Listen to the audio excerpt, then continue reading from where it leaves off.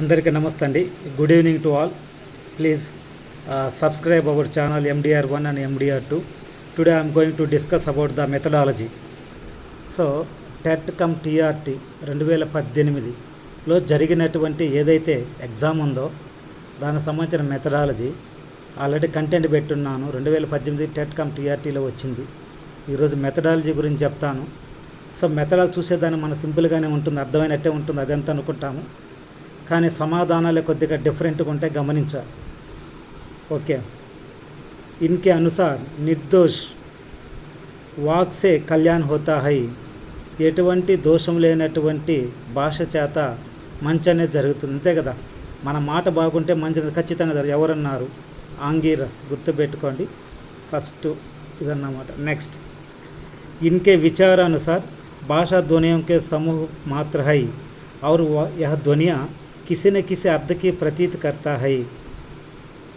వీళ్ళ దీని ప్రకారం చూసినట్లయితే భాషా ధ్వనుల యొక్క సమూహము అనేటువంటిది, సమూహ మాత్ర అనేటువంటిది యా ధ్వనియ కిసిన కిసి అర్థకో ప్రతీతి కర్తా హై. అంటే భాషా ధ్వనులు అనేటువంటి సమూహం ఏదో ఒక అర్థాన్ని ప్రకటిస్తాయన్నమాట. భాష పర్ ఇసి దృష్టికోణసే, భాష పరంగా చూసినట్లయితే ఈ దృష్టికోణంతో విచార్ కర్నే వాళ్ళే లోక్, అంటే భాష మీద కానీ బాగా డీప్గా ఆలోచించినట్లయితే అటువంటి వాళ్ళు ఏంటంటే జీబ్, ఓంట్, నాక్, గల తదా అన్య స్వరయంత్రంగా అధ్యయన కరితే హై. సో భాష మీద దృష్టికోణం పెట్టి ఆలోచించి ఆ విధంగా అధ్యయనం చేయాలనుకున్న వాళ్ళు దేని ఆధారంగా చేసుకుంటారంటే భౌతిక దృష్టికోణం అన్నమాట. నెక్స్ట్, परंपरागत अथवा वर्तमान विचारों को आगे आने वाली पीढ़ी के लिए सुरक्षित रखने के लिए భాషా కి స్వరూపుగా ప్రయోగ కియా జాతా హై. చూసారా, ఇంత దాన్ని అర్థం చేసుకోవాలంటే వయసు ఉండాలి, దాని తర్వాత అనుభవం ఉండాలి, ఎప్పుడు సబ్జెక్ట్ టచ్లో ఉండాలి. ఇది అర్థం చేసుకుని టైం పడుతుంది. పరంపరాగత్ అంటే మన పరంపర అంటే తాతల ముత్తాతల నుంచి, లేదా వర్తమాన ఆలోచనలు కానీ మనం ఆగే అనే వాళ్ళ పీడీకేలే సురక్షిత రఖనేకెళ్ళి ఇప్పుడు వచ్చేటువంటి ఆలోచనలు ఏదైతే భావాలు ఉన్నాయో నెక్స్ట్ జనరేషన్, పీడీ అంటే జనరేషన్, నెక్స్ట్ తరం కోసం ఉండాలంటే, మనం రక్షించాలంటే భాషకి స్వరూపుగా ప్రయోగ కియా జాతా హై.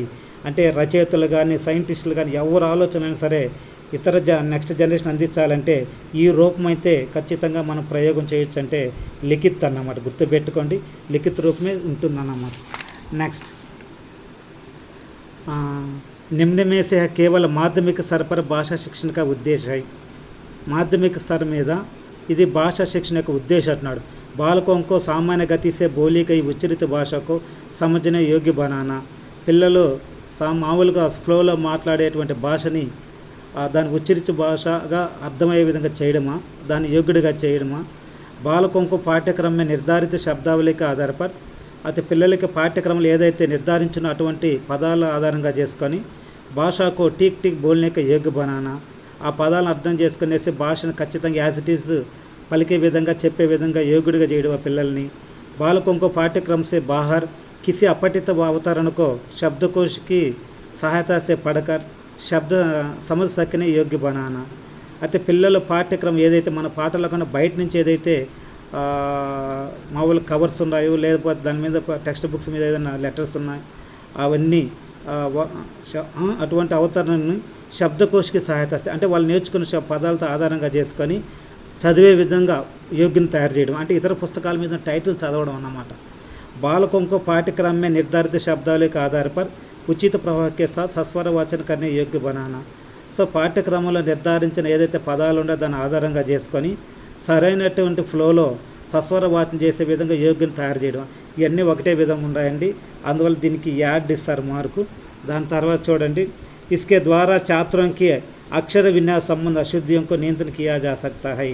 అయితే దీని ద్వారా పిల్లలకి అక్షర విన్యాస్ అంటే స్పెల్లింగ్ ఏదైతే తప్పులు ఉంటాయో దాన్ని నివారించడం జరుగుతుంది అన్నమాట. ఏ పద్ధతి ద్వారా చూడండి, కిసి చిత్రక మౌఖిక వర్ణిక కర్ణేకి లేఖన, ఏదైనా ఒక చిత్రాన్ని మౌఖికంగా చెప్తే అటువంటి తప్పులు మనం పట్టి దాన్ని కట్ చేయొచ్చా, ఇది ఒక రకంగా బాగానే ఉంది. ఛాత్రంకు ప్రశ్న పూచినేకి లేఖనే, సరే పిల్లల్ని ప్రశ్నలు అడగాలని చెప్పేసి చెప్పడం. సస్వర వాచన కర్వానే, పిల్లల చేత చదివించడం. శృతులేఖ లెక్కువానే, ఖచ్చితంగా డిక్టేషన్ అన్నమాట. డిక్టేషన్ చేసి మనం తప్పులు కరెక్ట్ చేయొచ్చు అన్నమాట. ఓకేనా. నెక్స్ట్ చూడండి, ఇక్కడ చూసినట్లయితే इसके सुझाव के अनुसार माध्यमिक विद्यालय में प्रत्येक विद्यार्थी की को 3 భాష అనివార్య రూప్ సే పढ़नी होगी. ఇది త్రిభాషా సూత్రంలో వస్తుందండి. అంటే వీళ్ళు ఇచ్చిన సుజావ్ అంటే సలహాల కారణంగా అనుసరణంగా దాని ఆధారంగా చేసుకొని మాధ్యమిక విద్యాలయంలో ప్రత్యేక విద్యార్థి 3 భాషలు నేర్చుకోవాలి. ఎవరిచ్చిన సూచనలో వీళ్ళు నలుగురిలో ఎవరు అన్నమాట. తారాచంద్ సమితినా, माध्यमिक शिक्षा आयोग, केंद्रीय शिक्षा आयोग सलाहकार मंडल, केंद्रीय शिक्षा सलाहकार मंडल, मुदलियार आयोग. సో కేంద్రీయ శిక్షా సలహాకార మండలి అన్నమాట. వీళ్ళు చెప్పిన త్రిభాషా సూత్రం దాని ప్రకారం మనం ఏం చేయాలి, 3 భాషలు నేర్చుకోవాలి. మాతృభాష ఒకటి, దేశ భాష ఒకటి, తర్వాత ఇంగ్లీష్ ఒకటి అన్నమాట. తర్వాత 127 एक बंगाल भाषी का देवी को देवी कहना द्वितीय भाषा शिक्षण के इस तरह की बाधा आई. ఒక బెంగాలీ భాష ఒక వ్యక్తి ఒక అబ్బాయి దేవి అని దేవి అంటారు. వాళ్ళు వా పలకరు, అందువల్ల వాళ్ళు బి పలుకుతారు. రవీంద్రనాథ్ ఠాగూర్ అంటారు, వాళ్ళు రవీంద్రనాథ్ ఠాగూర్. మనమైతే రవీంద్రనాథ్ అంటాం, వాళ్ళు రవీంద్రనాథ్ అంటారు. సో దేవిని దేవి అన్నాడు బెంగాల్లో చదివి ఒక అబ్బాయి. భాష శిక్షణ పరంగా ఇటువంటి బాధ అనేది శ్రవణ స్తర్రా అంటే వినడం స్తర్రా, ఉచ్చారణ పలికేటువంటిదా, లేఖన స్తర్రా, వాక్య రచన స్తర్రా. సో కరెక్ట్ ఆన్సర్ వచ్చి ఇదన్నమాట, 2 అన్నమాట. సో ఉచ్చారణిస్తారు, వాళ్ళు ఆ విధంగా ఉచ్చరిస్తారన్నమాట. దాని తర్వాత చూడండి, అచ్చా శిక్షణ ఇన్కే పూర్వ అనుభవంకు మాన్యత దేతా హై.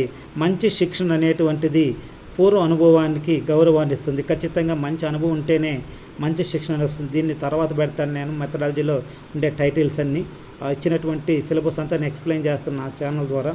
కేవలం బాలకకే అంటే అనుభవం అనేటువంటిది ఎవరికి ఖచ్చితంగా ఉపయోగపడుతుంది, కేవలం శిక్షకకే. పూర్వ అనుభవం అంటే వాళ్ళ ప్రీవియస్ ఎక్స్పీరియన్స్ అనేది పిల్లవాడికి మేలా, టీచర్కి మేలా, బాలకు వా శిక్షకం దోనోకే, ఇద్దరికి మేలని అన్నమాట. సో పిల్లవాడికి అనుభవం ఉండాలి ఆ లెసన్ పట్ల, ఆ లెసన్ పట్ల దాని పట్ల శిక్షణ అనేటువంటిది టీచర్కి కూడా ఉండాలి. సో 3 కరెక్ట్ ఆన్సర్ అన్నమాట. తర్వాత చూడండి, ఛాత్రకి రుచియం, ఇచ్చావం, అభివృత్యం, ఆదికి అవగత హోనా శిక్షకి ఇన్ గుణంకి అంతర్గత ఆతా హై. అంటే పిల్లవాడి యొక్క రుచి అంటే వాడి యొక్క ఇంట్రెస్ట్ అన్నమాట, వాడి యొక్క కోరికలు, వాడి యొక్క యాటిట్యూడ్ అనేటువంటిది దీని కింద వస్తుందంటున్నాడు. విషయక జ్ఞాన్ అంటే ఇవన్నీ విషయ కింద వస్తాయా. శిక్షణ విధి యొక్క జ్ఞాన్ ఇది కూడా కాదు. సంస్కృతి వా సభ్యత కా జ్ఞాన్ ఇది ఒక హద్దు వరకు ఓకే. బాల ప్రకృతిక జ్ఞాన్ అన్నమాట. సో ఇది కరెక్ట్. పిల్లల గురించి మనం చక్కగా తెలుసుకు ఉంటే వాళ్ళ యొక్క ప్రకృతి అంటే వాళ్ళ యొక్క వ్యవహారం, వాళ్ళ యొక్క ఇంట్రెస్ట్లు ఏమిటి, వాళ్ళ యొక్క కోరికలు ఏమిటి, వాళ్ళ యొక్క దేని మీద వాళ్ళు ఎక్కువగా ఆశ చూపుతున్నారు, వాళ్ళ యొక్క యాటిట్యూడ్ ఇవన్నీ మనం తెలుసుకోవచ్చు. తర్వాత చూడండి, నిమ్న మేసే యా శిక్షకే శారీరక గుణంకి అంతర్గత నహి ఆతా. ఇది అధ్యాపకుడి యొక్క శారీరక గుణాల కింద రాదన్నమాట. ఈ లెసన్ కూడా ఎక్స్ప్లెయిన్ చేస్తాను. అచ్చే శిక్షకే గుణం అనేది ఉంది, నెక్స్ట్ లెసన్లో పెడతాను. అచ్చా స్వాస్థ్ ఓకేనా, అంటే శారీరక గుణమే కదా, రాదు అన్నాడు. మన నహి కరెక్ట్గా చివరి దాకా మనం చదవాలి. పొరపాటున కానీ శారీరక గుణం మొదటే పెట్టి గమ్మైపోతాం అన్నమాట. సో చివరి వరకు ఏమంటున్నాడు, ఈ 4 ఒకటి శారీరక గుణాల కింద రాదు అంటున్నాడు. అచ్చా శ్వాస ఆరోగ్యం అనేటువంటి శారీరక గుణం, స్ఫూర్తి ఉత్సాహం అంటే మనలో ఆనందం అనేటువంటిది ఒక రకమైన మోటివేషన్ కనిపిస్తుంది అన్నమాట ముఖం కళలో, ఇది కూడా కాదు ఓకేనా. తర్వాత స్వర్ అంటే వాయిస్, ఇది కూడా భౌతికంగా శారీరక గుణమే అన్నమాట, ఇది కూడా కాదు. పోతే దయావ సహానుభూతి, ఇది వచ్చేసి మానసిక గుణం అన్నమాట, శారీరక గుణం కానటువంటిది అన్నమాట, గుర్తుపెట్టుకోండి. నెక్స్ట్ 131 पाठ पढ़ने से पूर्व शिक्षक के द्वारा विषय विधि सहायक सामग्री निश्चित करना शिक्षण की सामान्य सिद्धांत के अंतर्गत आता है. అయితే పాఠం చదివించే ముందు అధ్యాపకుడి ద్వారా విషయ విధి వా సహాయక సామగ్రి నిశ్చిత కరణ, విషయాన్ని కానీ సమయాన్ని కానీ సహాయక సామగ్రిని కానీ నిశ్చితం అంటే ఖచ్చితం చేయడం అన్నమాట. శిక్షణకే సామాన్య సిద్ధాంతకు అంతర్గత అతహై, ఇది కూడా శిక్షణ సిద్ధాంతం కూడా తెలియజేస్తానే లెసన్. సో ఇవన్నీ దేని కిందకు వస్తాయి అంటే పాఠం చెప్పక ముందు అన్నాడు నియోజనక సిద్ధాంతం. నియోజన అంటే ఏంది, ప్లాన్ అన్నమాట. సో ప్లాన్ కింద వస్తుంది. అంటే మనం ప్లాన్ అంటే పాఠ యోజన కావచ్చు, తర్వాత ఇకా యోజన కావచ్చు, అవి చేసుకొని మనం వెళ్ళాల్సి వస్తుంది. ఇవన్నీ దాని కింద వస్తాయి. నెక్స్ట్ చూడండి, శిక్షణకే ఈ సిద్ధాంతకి అంతర్గత్ బాలకో కరికే సీఖనేకి అవసర కియా జాతా హై. అయితే ఈ సిద్ధాంతాన్ని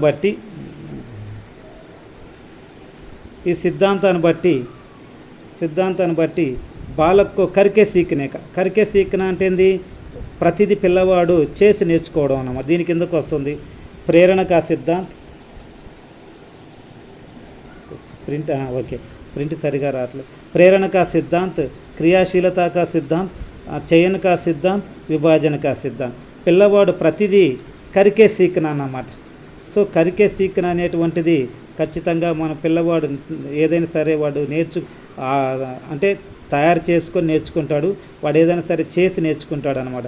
ఇది క్రియాశీలత కా సిద్ధాంత్. Very very very very very important bit టెట్కి కూడా అన్నమాట. ఓకేనా.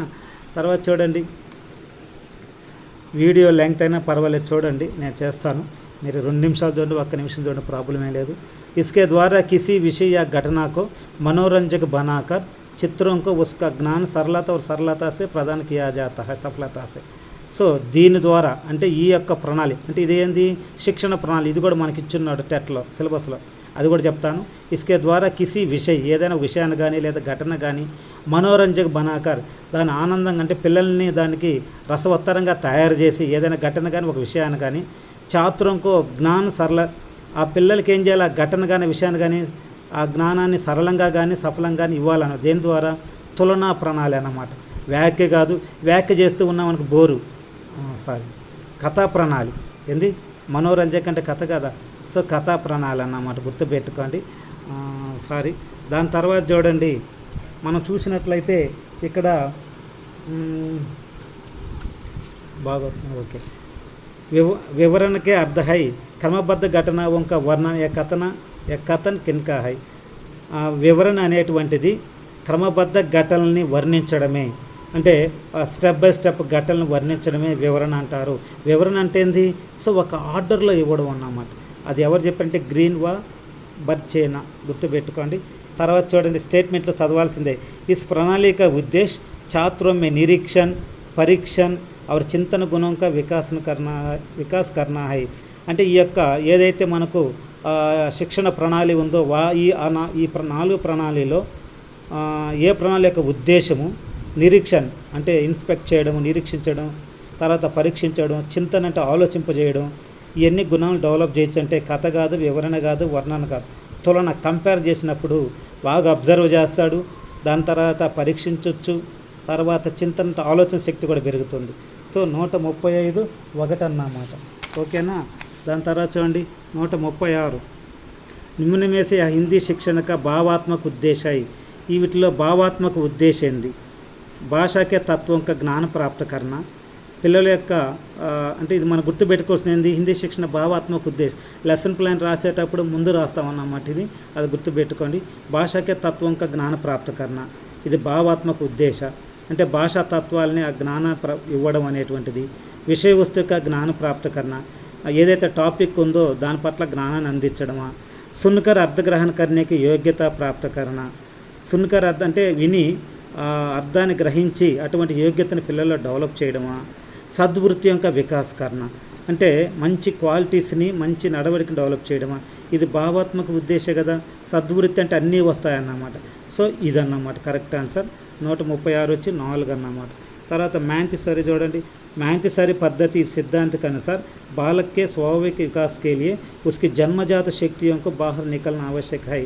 మ్యాంతిసరి యొక్క ఏదైతే శిక్షణ పద్ధతి ఉందో, మెథడ్ ఉందో, ఆ సిద్ధాంతాన్ని బట్టి పిల్లవాడి యొక్క స్వాభావిక డెవలప్మెంట్ని, అతని యొక్క పిల్లవాడి యొక్క జన్మజాత శక్తుల్ని బయటికి తీసుకురావాలి. అంటే మ్యాంతిసరి సిద్ధాంతం ప్రకారంగా, పాఠ్య ప్రణాళిక ప్రకారంగా పిల్లల్లో ఉండేటువంటి న్యాచురల్ క్వాలిటీని బయటకు లాగడం, డెవలప్ చేయడం, పుట్టుకతో తాతలు ముత్తాలుతున్న జన్మజాత శక్తుల్ని బయటకు తీసుకురావడం, ఇదంతా ఏంటంటే ఆత్మవిశ్వాసక సిద్ధాంతం అన్నమాట. ఓకేనా. నెక్స్ట్ చూడండి 139 నిమ్న में से पाठ योजना का आवश्यक तत्व नहीं है. మన చివరి మీకు చెప్పాను సైకాలజీ మెథడాలజీ ఏదైనా సరే you have to read the question till the long అన్నమాట, టిల్ ద ఎండ్ అన్నమాట. సో చివరి వరకు మనం చదవాలి. నిమ్న में से पाठ योजना का आवश्यक तत्व नहीं है. అంటే లెసన్ ప్లాన్ యొక్క తత్వం ఇది కాదు అంటున్నాడు. इसका प्रत्येक सोपान का समय निर्धारित होना चाहिए. ఇది ప్రతి సోపాన్ అంటే ఇది 2 minutes 3 minutes అట్లా మనం నిర్ధారించుకుంటాం. ఇది కరెక్టేనన్నమాట. ఓకేనా. పాఠ యోజన మౌఖిక హోనీ చాయే. లెసన్ ప్లాన్ మౌఖికంగా ఉండాలా, రాంగ్ ఇది లిఖిత రూపంలో ఉండాలన్నమాట. సో ఇది పాఠ యోజన యొక్క ఆవశ్యక తత్వ కాదు, ఇది ఆన్సర్ అన్నమాట. ఓకేనా. నెక్స్ట్ భాషా शिक्षण की इस सहगामी क्रिया में छात्र छात्राओं के लेख, कहानियाँ, कविताएँ, बालगीत, चुटकुले ఆది ఆమంత్రిత కియే జా సక్తే హై. అయితే భాషా శిక్షణలో ఇటువంటి సహగ్రామి క్రియలు ఏ అయితే పిల్లల చేత మనం ఆడించాలనుకో అటువంటి క్రియలన్నీ ఛాత్ర వంకే వాళ్ళు రాసినటువంటి లేఖలు కానీ, తర్వాత కథలు కానీ, కవితలు కానీ, బాలగీతాలు కానీ, పొడుపు కథలు కానీ, సో ఇవన్నీ మనం వాళ్ళకి వెల్కమ్ చెప్పొచ్చు. దేంట్లోకి వాద వివాద ప్రతియోగితలు వెల్కమ్ చెప్పాలా, ఓకేనా. తర్వాత వ్యాఖ్యానం దాంట్లో వెల్కమ్ చెప్పాలా, విద్యాలయ పత్రికలు వెల్కమ్ చెప్పాలా. భాషలో విద్యాలయ పత్రిక మనం ఏం చేస్తాం చివరిలో ఆ ఇయర్ ఎండింగ్లో పిల్లలు రాసినటువంటి దాన్ని అతికిచ్చి ఒక దానికి పెట్టుకోవచ్చు అన్నమాట. సో విద్యాలయ పత్రికలు ఉంటే అది తర్వాత జనరేషన్ వాళ్ళకి కూడా ఉపయోగపడుతుంది అన్నమాట. తర్వాత నోట్ 42 ఇసి విధి మే మాతృభాష కా ప్రయోగ్ కియే బినా హీ ఏక్ నయి భాష సికాయి జాతి హై. మాతృభాష ప్రయోగం లేకుండానే ఒక కొత్త భాష నేర్చుకోవచ్చు. ప్రత్యక్ష విధి అన్నమాట. ఏంది ప్రత్యక్ష విధి, direct important bit. This is also important DSC TET అన్నమాట, ఓకేనా. తర్వాత చూడండి, ఇస్ ప్రణాళి में अध्यापक विषय वस्तु को प्रस्तुत करते हुए छात्राओं को पाठ का सारांश लिखवाता है. అంటే అధ్యాపకుడు ఏం చేస్తాడు ఈ ప్రణాళిలో విషయ వస్తువుని అంటే పాఠాన్ని వాళ్ళు ముందుంచుతాడు. తర్వాత ఛాత్రావంకో పాఠక సారాంశ లిఖవాతా హై. పిల్లలకి ఏం చెప్తాడు, లెసన్ ముందు చెప్పేస్తాడు, వాళ్ళు ముందుంచుతాడు, సారాంశం రాయమంటాడు. ప్రత్యక్ష విద్య, పరోక్ష విద్య, నిదర్శిత స్వాధ్యాయం అన్నమాట. సో వాళ్ళే సొంతంగా నిర్దేశించినటువంటి ఏదైతే డైరెక్షన్ చెప్తాడో టీచరు వాళ్ళే సొంతంగా రాయాల్సి వస్తుంది. స్వాధ్యాయం అన్నమాట, సొంతంగా రాయడం అనేటువంటిది. ఆయన చెప్పాడు, లెసన్ చెప్పాడు, వీళ్ళ పిల్లలు రాయాల్సి వస్తుంది. నెక్స్ట్ నోట్ 44 చూడండి, ప్రయోజన పద్ధతికి వికాస్కి శ్రేయ్ ఇన్కో దియా జాతా హై. అంటే ప్రయోజన పద్ధతి అనేటువంటి దీని డెవలప్మెంట్ అనే ఈ యొక్క పద్ధతి యొక్క శ్రేయస్ ఎవరికి వెళ్తుందంటే కిల్ ప్యాట్రిక్. తర్వాత చూడండి 45 इनके अनुसार श्रव्य दृश्य उपकरण सीखने वालों को व्यक्तियों घटनाओं वस्तुओं और कारणों तथा प्रभाव संबंधों से नियोजित अनुभव लाभ उठाने का अवसर देते हैं. సో ఇది స్టేట్మెంట్ కాబట్టి క్రో ఓకేనా. స్టేట్మెంట్ చదవాలి. నిమ్నమేసే శ్రవ్య దృశ్య ఉపకరణ క్యా హై, టెలివిజన్ అన్నమాట. ఇది వినొచ్చు, చూడొచ్చు. రేడియో వింటాం, గ్రామ్ ఫోన్ కూడా మనం ఏం చేస్తాం వింటాం, చార్ట్ కూడా చూస్తాం, వినలేము అన్నమాట. So television. 147 ఇస్కే ద్వారా బాలకోं के వ్యక్తిగత గుణం అవసరం శిక్షకి ఉపయుక్త ఆదికో జాంచా జాతా హై. అంటే దేని ద్వారా ఈ నాలుగుట్లో ఒక దాని ద్వారా పిల్లల యొక్క గుణాలని, వాళ్ళ యొక్క నీడ్స్ని, శిక్షకి ఉపయుక్త అంటే టీచింగ్ సంబంధించినట్టు విద్య సంబంధించినట్టు ఏదైతే ఉందో అవన్నీ మనం పరీక్షించవచ్చు అంటున్నాడు. పరీక్ష అంటే ఏంది, మూల్యాంకనే, కళ్ళు మూసుకొని పెట్టడమే, ఓకేనా. 2018 డిఎస్సిలో బాగా మంచిగా ఇచ్చినట్టున్నాడు. నిమ్నమేసే వస్తునిష్ట పరీక్షక ప్రకార హై. వస్తునిష్ట ఏంది, లఘు పరీక్ష అన్నమాట, ఓకేనా. తర్వాత చూడండి, నిమ్నమేసే అల్పప్రాణ్ తాళవ్య స్పర్శ వ్యంజన హై. తాళవ్య అంటే చా అన్నమాట. ఇది ఈ రెండు కాదు.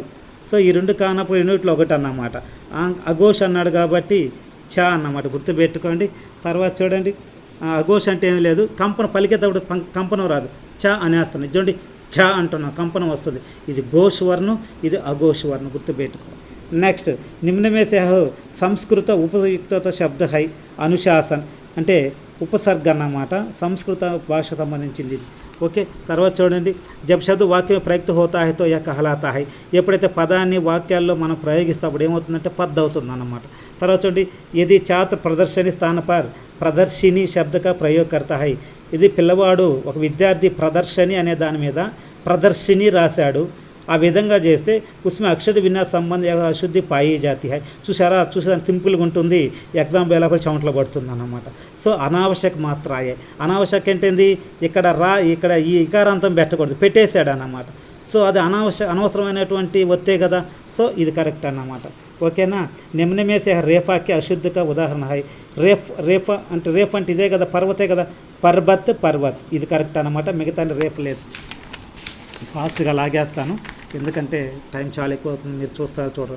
భై ఆదర్శ ఆశ్చర్య శోక్ గుణ హర్ష ఆది ప్రకట करने के लिए इनका प्रयोग किया जाता है. భయము, ఆశ్చర్యము, శోకము, దాని తర్వాత వచ్చి గృన్ను, హర్ష అన్నీ వచ్చింది, విస్మయాది బోధ తిరగలేదు. దాని తర్వాత చూడండి, హిందీ దేవనాగరి లిపి में लिखी जाती है और तेलुगु भाषा की लिपि देवनागरी से भिन्न है. यह आंध्र वासियों के लिए हिंदी सीखने के लिए समस्या उत्पन्न होती है. ఎటువంటి సమస్య వస్తుంది, విధికి సమస్య. నెక్స్ట్ శబ్దంకు బీచ్ బరాబర్ అంతర్దేన శిరోరేఖ సంబంధించిన పదాల మధ్య కరెక్ట్గా గ్యాప్ ఇవ్వడం, దాని తర్వాత శిరోరేఖ సీది అంటే కరెక్ట్గా రాయడం, ఇవన్నీ దేనికి సంబంధించిందంటే శైక్షణిక ఉపచార కార్యం ఏదంటే లేఖన్ రాసేటప్పుడే కదా గ్యాప్, పదాల మధ్య గ్యాప్ ఇస్తాం. ఇప్పుడు లేఖన్ అన్నాను, ఇలా రాశాను, వాచన్ గ్యాప్ ఇచ్చాను చూడండి, అర్థమవుతుంది. ఇదంతా రాసేటప్పుడే. నెక్స్ట్ చూడండి, ఈ ఉపలబ్ధి పరీక్ష కాగజ్ और लेखनी के स्थान पर चित्रों तथा काष्ठखंडों प्रयोग किया जाता है. ఇదంతా అంటే పెన్ను స్థానంలో దాని స్థానంలో పిక్చర్ని వాటిని ఇచ్చి కలపమంటాడు అన్నమాట. అది వచ్చింది క్రియాత్మక పరీక్ష అన్నమాట. పిల్లలకి రకరకాల వస్తువులు ఇచ్చి కలపడం అన్నమాట. छात्रों को द्वारा प्राप्त సమస్త అంకంకు యోగ ఛాత్రవం కే సంఖ్య విభాజిత కార్య ప్రాప్తి కియా జాతా హై. ఇప్పుడు చూడండి, పిల్లల ద్వారా ప్రాప్త సమస్త అంకం అంటే ఒకటి ప్లస్ ఒకటి వచ్చింది, అంతమంది ముగ్గురు, ఈ ముగ్గురు సమస్త అంకం వచ్చి 3 వచ్చాయన్నమాట. ఛాత్రంకి సంఖ్యసే విభాజిత కార్య, విభాజన అంటే భాగించడం, 3/3 ఇదేమవుతుంది ఔసత్ అవుతుంది అన్నమాట. ఈ విధంగా వచ్చి ఔసత్ అంటారు. తర్వాత చూడండి, ఇస్ పరీక్ష లేనే వాళ్ళ వ్యక్తిత్వ ఉస్కి రుచియో తదా పక్షపాతం కోయి స్థాన్ నహీ హోతా. అంటే విశ్వసనీయత కాదు, వైదత కాదు, వ్యాపకత కాదు, ఇవన్నీ వస్తునిష్ట పరీక్షలోని గుణాలు అన్నమాట. ఇవన్నీ గుణాలు దేని గుణాలు? ఈ పరీక్ష సంబంధించిన గుణాలు. కొంపదీసి ఫస్ట్ దీన్ని చూస్తాను టిక్ పెట్టుకోకూడదు, రాంగ్ అవుతుంది. వస్తునిష్టత అనేది కరెక్ట్ అవుతుంది అన్నమాట. ఓకేనా, చూసారా, ఇట్లా ఉంటుంది అన్నమాట. నెక్స్ట్, ఫ్రాన్స్ और ఇటలీ के टा के स्थान पर ता का प्रयोग होता है तो इसका कारण है. ఫ్రాన్స్, ఇటలీ అనేటువంటి ఈ దేశాల్లో టా అనే దాని మీద తా అంటారు. కారణం వచ్చేసి అక్కడ ఉండేటువంటి భౌగోళిక ప్రభావం అన్నమాట. అంతేగాని సామాజిక శారీరక రెండు ఇచ్చాడు, భౌగోళిక ప్రభావం. Thank you. నచ్చితే లైక్ చేయండి. ఇంతసేపు చేశాను వీడియో, ఖచ్చితంగా MDR 2 and 1 లైక్ చేయండి, షేర్ చేయండి, దాని తర్వాత కామెంట్ పెట్టండి, ఫార్వర్డ్ చేయండి. ఓకేనా, thank you very much. Thanks a lot. బాగా నీట్గా డీటెయిల్గా చెప్పాను, దయచేసి చూడండి. Thank you.